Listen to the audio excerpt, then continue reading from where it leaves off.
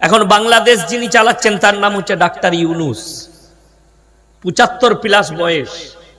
সে যদি আমার সঙ্গে হাতাহাতি লড়াই লাগে আমাকে পারবে? কথা বলে না, ঠেলে দিলে পড়ে যাবে। কিন্তু তার কাছে বিশেষ শক্তি আছে, সামরিক শক্তি। তার বডিগার্ড আছে, তার বাহিনী আছে, তার কাছে সামরিক শক্তি আছে। এই রকম দেশের অনেক নেতা আছে যাদের কাছে সামরিক শক্তি আছে। আমাদের দেশের যিনি প্রধানমন্ত্রী, তাকে 3টে লেয়ার আছে তার কাছে বডিগার্ডের। কটা লেয়ার বললাম? 3টে ধাপ আছে। প্রথম নম্বরে যারা আছে, যে 6টা বডিগার্ড আছে মোদিজির, আমাদের প্রধানমন্ত্রীর, একটা বডিগার্ডকে কভার করতে গেলে বর্ডারে যে মিলিটারিরা আছে এরকম 45টা মিলিটারির সঙ্গে তারা যুদ্ধ করবে একা, এতটা শক্তিশালী। এর আগে যে মুসলিম ছেলেটা বডিগার্ড ছিল, এখন রিটায়ার্ড হয়ে গেছে, তার একটা আমি সাক্ষাৎকার শুনলাম। সে বলছে সে এতটা বড় রেঞ্জার গুলি করত, 3 কিলোমিটার দূর থেকে একটা গুলিতে 2জনকে মেরেছে। তার রেঞ্জ বুঝতে পারছেন কতটা? 3 কিলোমিটার দূর থেকে এম করে একটা গুলিতে 2জনকে হত্যা করেছে। এটা ছিল মোদিজির বডিগার্ড। দ্বিতীয় লেয়ারে আছে মারাত্মক ভারতের নাগা বাহিনী, যাদেরকে ব্ল্যাক বেল্ট বলা হয়। তৃতীয় নম্বরে আছে বিএসএফ, যারা ঘেঁষতে দিবে না, AK-47 নিয়ে দাঁড়িয়ে আছে। এখন বর্তমানে ভারতের সব থেকে দামি গাড়িটা মোদিজির কাছে আছে, রঞ্জ রিভারের 10.5 কোটি টাকা দাম, পুরো বুলেট প্রুফ। এর থেকেও সুরক্ষায় আমেরিকার প্রেসিডেন্ট আছে, তার গাড়ি 550 কোটি টাকা দাম। 10.5 আর 550 কোটি, বুঝতে পারছেন কতটা মূল্যবান? ওই গাড়িটাই মিসাইল লাগবে না। কেউ যদি 0 পয়েন্ট থেকে তার গাড়ির কাছে গুলি করে AK-47 দিয়ে, গাড়ির কাছে একটা স্কেচ পড়বে না। স্কেচ, গাড়িটা এত মারাত্মক। তার যে ড্রাইভার আছে দাঁড়িয়ে 6 ঘন্টা যুদ্ধ করবে, গাড়ির মধ্যে এতগুলো অস্ত্র লেস হয়ে আছে, মানে এত অস্ত্র ভরা আছে গাড়িতে। সে দাঁড়িয়ে 3 থেকে 6 ঘন্টা যুদ্ধ করবে গাড়ির ভেতর থেকে বসে, বাইরে বেরোতে হবে না। সুইচ টিপবে, গুলি ছুটবে, মিসাইল ছুটবে, AK-47 এর মতো গুলি বের হবে গাড়ি থেকে। কোরআনে আছে এর থেকেও 2জন বাদশার কথা, জালিম বাদশা, যাদের কাছে শুধু সামরিক বাহিনী নয়, সামরিক শক্তি নয়, শারীরিক শক্তিও ছিল। 1 নম্বর হচ্ছে ফেরাউন। কোরআনে আছে মিশরের মাটিতে দাঁড়িয়ে ফেরাউন তার প্রজাদিকে বলল, আলা রাব্বুকুমুল আলা, আমি তোমাদের রব, আর আমি হচ্ছি পৃথিবীর শক্তিশালী। তার প্রজারা মাথা নত করে মেনে নিল। সে চাইল আল্লাহর দাওয়াতের কাজ করছে, ইসলামের প্রচার করছে মুসা, এই মুসা নবীকে আমি তার কওমকে বিলুপ্ত করে দেবো, তাদেরকে হত্যা করে দেবো। আল্লাহ তাআলা ফিরাউনের নিচুড়ে রস বার করে দিলেন গোটা বাহিনী সমেত দরিয়া, কিয়ামত পর্যন্ত নিশানা। মুসা নবীকে মিটাতে চেয়েছিল, আল্লাহ তাকে মিটিয়ে দিয়েছে, কিয়ামত পর্যন্ত মানুষ মনে রাখবে। আর একজন বাদশা, তার নাম হচ্ছে নমরুদ, তারও কথা কোরআনে জিকির আছে। সে ইব্রাহিম আলাইহিস সালাতু ওয়াস সালাম আগুনে নিক্ষেপ করেছিল। তার কাছেও 2টো শক্তি ছিল, সামরিক, শারীরিক, 2টো শক্তি তার কাছে ছিল নমরুদের কাছে। আগুনে নিক্ষেপ করেছে, আল্লাহর কসম, আল্লাহ কোরআন আগুনকে হুকুম জারি করলেন, আমার আল্লাহ, কুল্লা ইয়া নারু কুনি বারদাও ওয়া সালামান আলা ইব্রাহিম, হে আগুন তুমি ক্ষান্ত হও, আমার ইব্রাহিমের একটা পশমকে তুমি জ্বালাতে পারবে না। জোরে বলুন সুবহানাল্লাহ। একটা পশম জ্বালাতে পারেনি। কোরআনে আছে রওয়ায়াত, আল্লাহ তাআলা বললেন সেই নমরুদকে আল্লাহ তাআলা বেইজ্জতির সঙ্গে মৃত্যু দান করলেন। এরকম বাদশাকে বর্তমানে যে যেরকমই ঘেরাটোপে থাকুক, যতগুলোই বডিগার্ড থাক, আল্লাহর কসম খেয়ে বলছে আমার আল্লাহর কাছে দুর্বল। সে আমেরিকার প্রেসিডেন্ট হোক, রাশিয়ার হোক, পৃথিবীর যতগুলো বডিগার্ড আছে সব যদি কেউ নিজের কাছে রেখে দেয় তারপরেও দুর্বল। যদি বলেন দলিল কি আছে, ইমানদারির সঙ্গে বলুন, আমেরিকার প্রেসিডেন্ট যদি তার গাড়িতে থাকে, তার বাইরে বডিগার্ড, গাড়িটা সুরক্ষার গাড়ি, কিন্তু মালাকুল মউত এলে আটকাতে পারবে? জোরে বলুন না সুবহানাল্লাহ। আল্লাহ শুকর আদায় করুন, আল্লাহ কত শক্তিশালী। যত কিছুই থাক, কিন্তু আল্লাহ যদি মালাকুল মউত পাঠায়, পৃথিবীর আর কারোর কোনো কিছু করার নেই। কোরআন শুনেলেন মানুষের দম কত দূর। এই অনেকজনা মারদানগি দেখায় না, আমাকে খালি ছুঁয়ে দেখা দেখিনি, বলে না অনেকজনা শক্তি দেখায়। আমার পাওয়ার জানিস, আমি এলাকার নেতা। আমার পাওয়ার জানিস, আমি রাজ্যের একজন এমএলএ হও, এমপি হও, সকলকে বলি কোরআনটা শোনো যদি তোমার মধ্যে ঈমান থাকে। ওয়ালাউলা ইজা বালাগাতিল হুলকুম আনতুম হিনা ইজিন তানজুরুন। এটা প্রত্যেকটা মুমিন ব্যক্তি যারা কোরআনকে বিশ্বাস রাখে, আল্লাহকে বিশ্বাস করে, আপনার চোখ দিয়ে পানি আসবে। আল্লাহ যে ভাষাটা বললেন, নবীজিকে নবীর চোখে পানি। ওয়ালাউলা ইজা বালাগাতিল হুলকুম, হুলকুম মানে হচ্ছে এই হালাকটা। এখানে একটা হাড় আছে না, কথা বলে, হালাক কাকে বলে? অনেকজন যারা কারি আছে, কেরাত পড়ে, আমি কেরাত পড়েছি, আমাদের উস্তাদরা বলতো কফ হালাক সে নিকালো, এই জায়গা থেকে বের হয় বাড়ি কফ। দুটো আছে, একটা কাফ এরকম করে, এরকম এরকম, এটা কাফ। আর একটা হচ্ছে গোল, দুটো নোক্তা আছে, এটা হচ্ছে কফ। কফ আর কাফ দুটো অক্ষর, তো এইখান থেকে বের হয় কফ। এই জায়গার নাম হচ্ছে হালাক। আল্লাহ কোরআনে বলে ওয়ালাউলা ইজা বালাগাতিল হুলকুম, হুলকুমের মতলব হচ্ছে এই হালাকটা। আমি যখন তোমাদের মৃত্যুকে টেনে আমার ফেরেশতা এই হালাকে নিয়ে আসবে, আনতুম হিনা ইজিন তানজুরুন, তুমি বিছানায় শুয়ে খালি তাকিয়ে দেখবে, তোমার আর কোনো উপায় থাকবে না। যারা বলছেন ডাক্তার আছে দামি দামি, বড় বড় প্রফেসর ডাক্তার আছে, আল্লাহর কসম খেয়ে বলছি, ডাক্তার বাহানা, ওষুধ বাহানা। হায়াত আল্লাহ দান করেন, মৃত্যু আল্লাহ দান করেন, সুস্থতা আল্লাহ দান করেন। আমাদের কোন লোক যদি কলকাতা থেকে অপারেশন করে আসে আর যদি একটু সুস্থ হয়ে যায়, লোকে যদি জিজ্ঞেস করে কি করে ভালো হলি, বলে কলকাতার অমুক ডাক্তার আমাকে ভালো করে দিলে। বলে না, একদম শিরকি ভাষা, এই ভাষা বলবেন না। আরে ভাই, কলকাতায় এমডিতে গিয়েছিলাম, একজন ডাক্তার বাবু দেখলেন, ওষুধ দিলেন, আর সেই বাহানায় আল্লাহ আমাকে শিফা দিলেন। এটা হচ্ছে সহি ভাষা, আল্লাহ শিফা দান করলেন।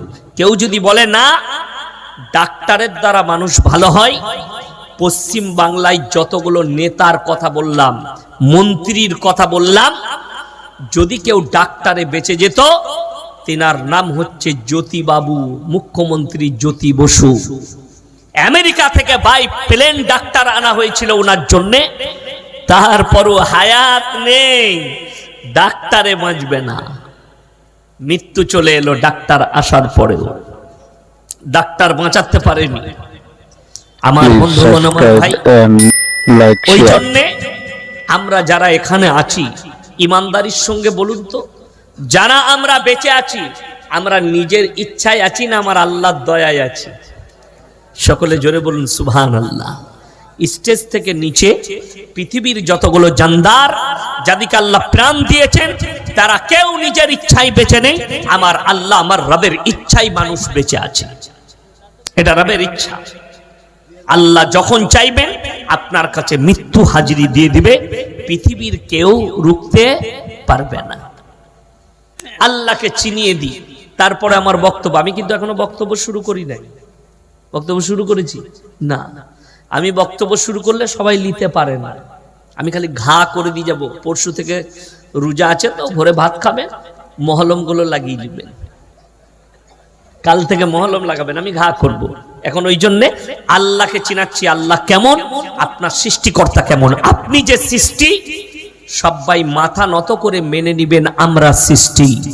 যে যে রকমই শক্তিশালী হন, পালোয়ান হন, টাকাওয়ালা হন, পয়সাওয়ালা হন, কিছুই নয়। পৃথিবীর একজন বড় আর্টিস্ট, তার কাছে তার গোডাউনে কয়েকটা দামি গাড়ি, দামি মানে 5 কোটি 7 কোটি 8 কোটির গাড়ি। বিদেশের লন্ডনের একজন নায়িকা আর্টিস্ট, কিন্তু সে বলছে শেষ বেলায় প্রতিবেদন লিখছে, সে একজন লেখকও ছিল, সে লিখে যাচ্ছে মৃত্যুর আগে আমার গোডাউনে কয়েকটা বিলাসবহুল গাড়ি, কিন্তু আজকে আমার ক্যান্সার হওয়ার পরে আমাকে হুইল চেয়ারে চলতে হচ্ছে। আমার কাছে কয়েকটা চাকর, আজকে আমি নিজের হাতে নিজে ভাতটা খেতে পারি না। আমি কয়েকটা বিদেশের দামি দামি সেলুনের লোক আমার চুল কাটতে আসতো, বিউটি পার্লারের মেয়ে লোক আমার চুল গুছিয়ে দিত। আজকে আমার মাথায় কেমলিয়ার কারণে একটাও চুল নেই। তাহলে পয়সা শক্তি সব কিচ্ছু লয়, আল্লাহর কসম, আল্লাহর দেওয়া। আচ্ছা, আমরা যখন মায়ের কোলে এসছি জিন্সের প্যান্ট গেঞ্জি পরেছি না ন্যাংটো? ন্যাংটো। যুবকরা শোনো ভালো করে, যারা একটু বাপের টাকায় ঈদের দিনে দামি গেঞ্জি আর জিন্সের প্যান্ট আর শুয়োরের মতো চুল কেটে বাইকে যারা ঘুরে, তারা শোনো, ন্যাংটো এসছো মায়ের কোলে, আল্লাহর কসম তুমি যখন দুনিয়া থেকে যাবে তোমাকে গোসলটা দিয়ে খালি কাপড়টা লেপটিয়ে কবরে দিয়ে আসবে, তোমার একটা জিনিসপত্র তোমার সাথে যাবে না। ইয়াসিনকে দেখছেন, এই ঘড়িটা আমার এক ভালোবাসার মানুষ আমাকে দিয়েছে, গিফট করেছে। এটার দাম 27 থেকে 28 হাজার টাকার রেডো কোম্পানি, দুবাইয়ের ঘড়ি। আমি যেদিনে মরে যাব আমার পরিবার হাত থেকে এইভাবে খুলে নিয়ে আলমারিতে ভরে দিবে, আমার সন্তান মালিক হবে। শরীরে যা কিছু আছে আর কিছুই থাকবে না। ইমানদারির সঙ্গে আপনাদিকে বলে যাচ্ছি, অহংকার কেউ করবেন না। নিজের শরীরের শক্তির, পয়সার, মালের, সম্পদের, কোন রকমের ইলমের কোনো অহংকার করবেন না। চলুন, পৃথিবীতে যতগুলো মানুষ আছে, যে যত দামি হোক, নিজের প্রশংসা করার ক্ষমতা কেউ রাখে না। আমি মোবাইলে দেখছিলাম, ভারতের সব থেকে দামি পয়সাওয়ালার নাম কি? মুকেশ আম্বানি। বর্তমানে তাকেও ফেল করে দিয়েছে, তার নাম হচ্ছে গৌতম আদানি। গাদানি, যাই হোক, মুকেশ আম্বানি। জানেন তার বউকে দেখে কেমন লাগে? কত সুন্দর লাগে। তার বউ বলছে আম্বানিকে চাইনা রোবট কিনেছে, রোবট। ও বলছে রোবটটার সঙ্গে আমার সম্পর্ক, তাকে চুমু খাচ্ছে, আর বলবো না। কি বুঝলেন? তাহলে কি মূল্য রইল বলুন? বউ থাকতে বউ নাই, এরকম অনেক বড় লোক পাবেন। 100 কোটির মালিক, 200 কোটির মালিক, সে আন্ডার প্যান্ট পরে সুপাই পরে থাকে, তার বউরা কুকুরের সাথে শোয়। আর আপনি উলাডাঙ্গায় বাস করেন, সকাল হলে মাঠে কাজে যান, তা না হলে জঙ্গিপুরে লিভার খাটতে যান, তা না হলে সাগর দিঘিতে কোনো দোকানে কাজ করেন, ঝাড়ু লাগান, কোনো মাদ্রাসায়, কোনো স্কুলে। আপনি এশার নামাজ বাড়িতে পড়ে, গ্রামের মসজিদে পড়ে, বিবির সঙ্গে বসে শাক ডাল খেয়ে বিবির গলায় ফজর পর্যন্ত হাত রেখে ঘুমাতে পেরেছেন, আল্লাহর শুকর আদায় করে। এর থেকে দামি সুখী লোক পৃথিবীতে আর কেউ নেই। কি আম্বানি বলছেন? আমাদের দেশের লোক মনে করে আম্বানিরা বড় লোক বলে না, ওরা মনে হয় সোনার মুরগি খায়। সোনার মুরগি খায় তো আম্বানি? সোনার মুরগি খাওয়া যাবে? ওটা আলমারিতে রাখা যাবে। বুকা, সোনার ছাগল খাওয়া যায় না, আলমারিতে রাখা যায়। খাবার আল্লাহর কসম খেয়ে বলছি, রুজির মালিক কে? আল্লাহ। যদি এটা বিশ্বাস না হয়, সকালবেলায় উঠে বহরমপুর চলে যান, যেটা আপনাদের জেলা সদর, বহরমপুরে গঙ্গার কিনারায় যান, দেখবেন 100টা বড় লোক আন্ডার প্যান্ট পরে ছুটছে। কি হলো? শয়সু গয়কার। ডাক্তারে বলেছে 3.5 কিলোমিটার হাঁটবি, না হলে মরে যাবি। এই ভয়ে ছুটছে সকালবেলা। কি বুঝলেন? খেতে পাই না। কলকাতার ডাক্তারকে কাগজ লিখছে, এরকম কাগজ, রিপোর্ট বেরিয়েছে, স্যার ওরে বাবরে 530 সুগার, মিষ্টি খাওয়া ছেড়েই দিতে হবে মোটামুটি। আমি লিস্ট করে দিচ্ছি, এগুলো খাবেন। স্যার কি কি খাবো? সকালবেলায় উঠে 1 কাপ বিনা চিনির লাল চা। বিনা চিনির লাল চা। আচ্ছা, আপনি যারা বিনা চিনি চা খায় তাদেরকে জিজ্ঞেস করুন, ভাই বিনা চিনি চা কেমন লাগে? বলবে দারুণ লাগে, খেয়ে দেখ। আর আমি বলছি ছাগলে মুখ দিবে না। বিনা চিনি চা কখনো ভালো লাগে? ওটা সুগার হয়েছে বলে ভালো লাগছে। ওদের বুঝতে পারেননি? 1 কাপ বিনা চিনির লাল চা, 1 মুঠো সাদা চিড়ে ভাজা, 1 মুঠো খালি সাদা চিড়ে ভাজা নিবি। আর কি লব? বলে আর কিচ্ছু লয়। এরপরে বেলা 11টায় 1 কাপ মাপা চালের ভাত। 1 কাপ চাল, কাপেতে যতটা চাল ধরবে তোর বউকে বলবি মেপে নিবে, দিয়ে যতটুকু ভাত হবে ওই ভাতটা প্লেটে নিবি। কি তরকারি কিনলু? বসার গরুর মাংস বলে ছুতে পাবি না, মুরগি বললে ধারে পাশে যাবি না, খাসি বললে স্বপনে ভাববি না। কি খাবো স্যার বললে খালি করলা ভাজি আর ভেন্ডি খাগা। এটা কিন্তু কোটিপতির লিস্ট, গরিবের লয়। আর সাগর দিঘিতে কাজ করে, গড়ের লোকের গাড়ি লোড করে। বেলা 12টা বেজেছে, চাচার হোটেলে বসেছে, মুসলিম হোটেল, কাবাব আর কুপ্তা আর আপনার বিরিয়ানি আর পোলাও আর গোশত ভুনার কিমা সব 1 প্লেট করে দে। মুচুড়ে খেয়ে আবার ভ্যান চালিয়ে চলে গেল। কে সুখী? শুনলেন? এরপরে কোরআন শোনাবো। হযরতে জাকারিয়া মরিয়মকে বলছেন, ক্বালা ইয়া মারইয়াম আন্না লাকি হাদা। মারইয়াম মানে তিনি হচ্ছেন হযরতে ঈসা নবীর মা। ওয়াজকুর ফিল কিতাবি মারইয়াম ইদিন তাবাদাত মিন আহলিহা মাকানান শারকিয়্যা। মরিয়ম যখন পূর্ব দিকে এক স্থানে নিজেকে পর্দা করে নিল, ফাত্তাখাদাত মিন দুনিহিম হিজাব। বর্তমান আমরা যারা আছি পৃথিবীতে, ভবিষ্যৎ যারা আসবে দুনিয়াতে,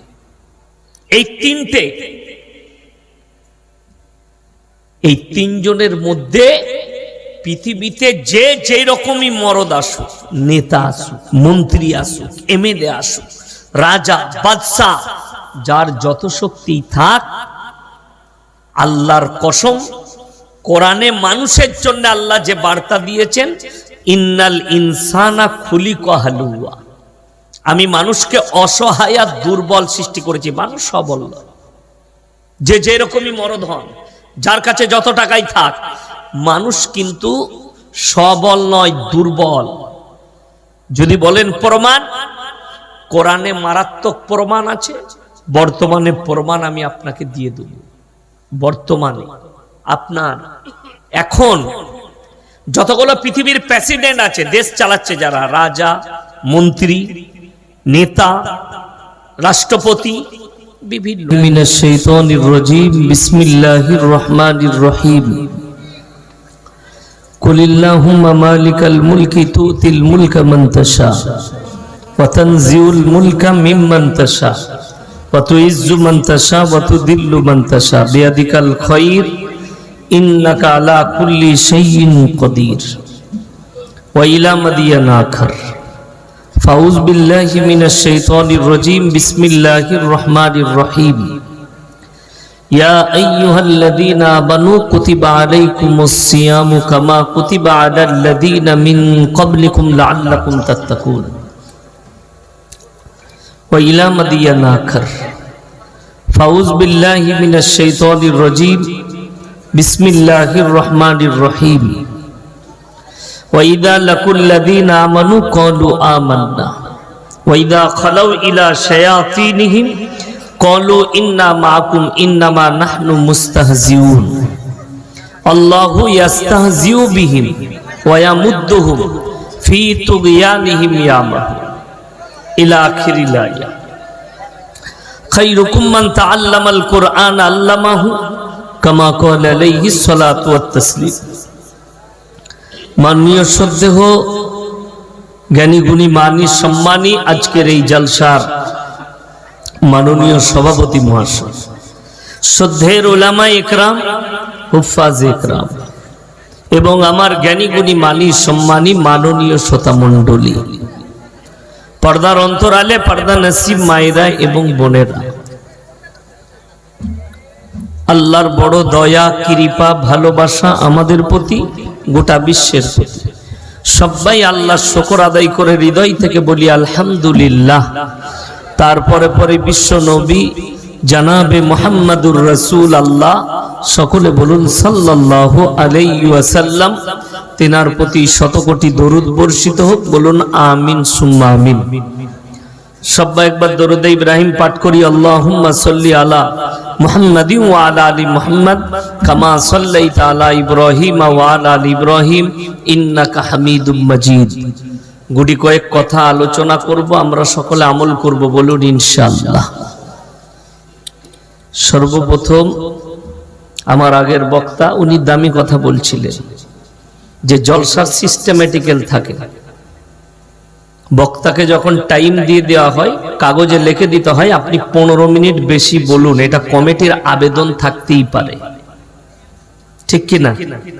কিন্তু বক্তাকে যদি না বলা হয়, উনি লাস্টে যে দুটো কথা বলেছেন রং কথা বলেছেন। বড় বক্তা, আমি কিন্তু বড় বক্তা নয়, আমি মেকআপ করে আসিনি, আমি মাদ্রাসা থেকে যে ড্রেসে বেরিয়েছি ওই ড্রেসে স্টেজে এসেছি। বক্তা বড় হয় না, এই পেপারে লেখে না প্রধান বক্তা, লেখাটা ভুল কথা।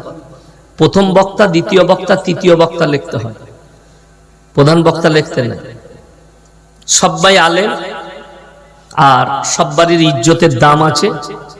আর বিশেষ করে আমরা বাপ বেটা জানি না সব বক্তাই ভালো।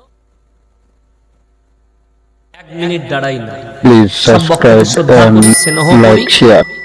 আমার থেকে বয়সে ছোট হোক, বড় হলে সম্মান করি, ছোট হলে স্নেহ করি, এটা আমার আদর্শ। আমি 9টা থেকে এসেছি, 9টা থেকে ঘুমাইনি, বসেই আছি। আমার টাইম হবে, আমাকে কমিটির লোক নিয়ে আসবে, এটা কমিটির লোকের অপরাধ। কিন্তু বক্তা হয়তো ভাবলেন যে ইয়াসিন ভাই আসছে না, ওটা ওনার ভুল, তো ওটা বোঝাটা ভুল হবে বক্তার। আমি সময়েই চলে এসেছি, ওই জন্যে গুটি কয়েক কথা আলোচনা করব। সবাই এই কান দিয়ে শুনবেন না, দিলের কান দিয়ে শুনবেন। কিসের কান দিয়ে বললাম? দিলের। আর এই কান দিয়ে শুনলে মালটা এই কানে বেরিয়ে যাবে, কথাটা বুঝতে পারেন? হ্যাঁ, যারা এই কানে শুনে এই কানে বেরিয়ে যায়। আজকে আমি গাড়িতে আসছি, একজন ফোন করে বলছে যে মৌলী সাহেব আপনি কোথায় বাড়ি? বলে ধুলিয়ানে। বলছে মাটি দেওয়ার পরে কি দোয়া পড়বো? আমরা তোর বয়স কত হলো? বলে 17 বছর। আমরা এতদিন কি ছিচ্ছিলি বল? কথাটা বুঝতে পারেনি আমার? এতদিন কি ছিচ্ছিলি? বালেগ হয়েছিস আজকে, 12 বছরে বালেগ হয়ে গেছিস, তার মানে এই হারামখোর জীবনে নামাজ ফামাজ পড়ে না, কিচ্ছু করে না। আর যারা 5 ওয়াক্তের নামাজ পড়ে না তাদের জানাজার নামাজের দোয়া, মাটি দেওয়ার দোয়া জেনেও লাভ নাই। কথাটা বুঝে না? যারা 5 ওয়াক্তের নামাজ পড়ে না তাদের এইসব জেনে আর লাভ আছে? লাভ নাই। আমি তাকে বললাম জানাজার নামাজ তুই পড়িস? বলে হ্যাঁ, মাটি দিতে যায়। বলে ফরজ নামাজ? বলে ওইটা খালি পড়তে পারি না। বলে তাহলে তোর ওইটা পড়েও লাভ নাই, ঠিকই আছে, তুই ফোনটা কাট। ফোনটা কেটে দিলাম। এইসব লোকের সঙ্গে ফালতু বকা। তো দিলের কান দিয়ে শুনবেন, কাজ হবে। যারা এই কান দিয়ে শুনবে এদিকে বার করে দেবে। আর যদি মনে করেন যে আমি শুধু মজা নিতে এসেছি, তাহলে লাস্টে লুঙ্গিটা ঝেড়ে দিয়ে পালিয়ে যাবে, সব মাল এখানেই পড়ে যাবে, অসুবিধা নেই। বক্তারা দায়ী নয়। আর মাথায় রাখবেন, কোরআনে আছে সূরা আরাফের প্রথম পৃষ্ঠায়, ফালানাস আলান্নাল্লাযীনা উরসিলা ইলাইহিম ওয়ালানাস আলান্নাল মুরসালিন। শুধু এই মৌলবি মোল্লারা এটা অনেক দূরের কথা, মৌলবিরা অনেক দূরের কথা। কিয়ামতের দিনে আমি আল্লাহ নবী পয়গম্বরকেও দাঁড় করাবো, রাসূলকেও দাঁড় করাবো, তাদের কাছেও সওয়াল হবে, তার উম্মত উম্মতিকেও জিজ্ঞাসাবাদ করবে, উভয়ে জিজ্ঞাসাবাদ। আমি আজকে জলসা করছি, এই ময়দান উলাডাঙ্গা কিয়ামতের দিনে সাক্ষী থাকবে, আপনাকেও জিজ্ঞাসাবাদ হবে, আমাকেও। আপনি যদি গ্রহণ করতে পারেন ভালো, না গ্রহণ করতে পারলে আপনার মন্দ। এরপরে জলসা শুরু করব। তার আগে বলি, পৃথিবীতে বর্তমানে অতীত, বর্তমান, ভবিষ্যৎ, তিনটি। অতীত মানে গুজরে গেছে, যারা চলে গেছে আর নেই দুনিয়া।